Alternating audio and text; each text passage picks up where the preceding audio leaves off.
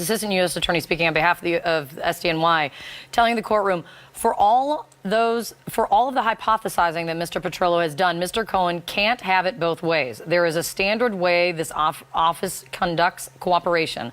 We've treated Mr. Cohen just the way we treat every other defendant that deals with the U.S. Attorney's Office. Shan, come in on this part, because this goes to when Michael Cohen's attorney said in court that he wants to cooperate, but that he didn't for personal reasons. It sure makes me wonder what the personal reasons were.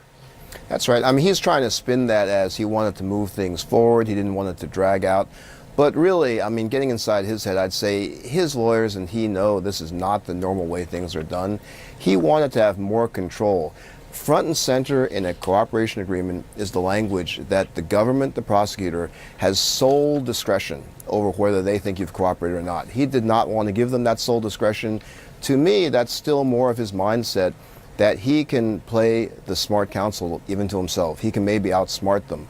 But the Southern District's not having that. They're saying, you need to play by the rules everybody else plays. If you gave us some help, we'll acknowledge that. And notice that we've been talking a lot about them throwing the book at him, but they said in their pleading that he gave a little bit of help, and they're willing to see a modest sentence a little bit under the guidelines, but not the full downward departure, not the so-called 5K1 under sentencing guidelines, because they're saying you didn't do what other cooperators do, so you shouldn't be treated as well as them. And there's a systemic issue there.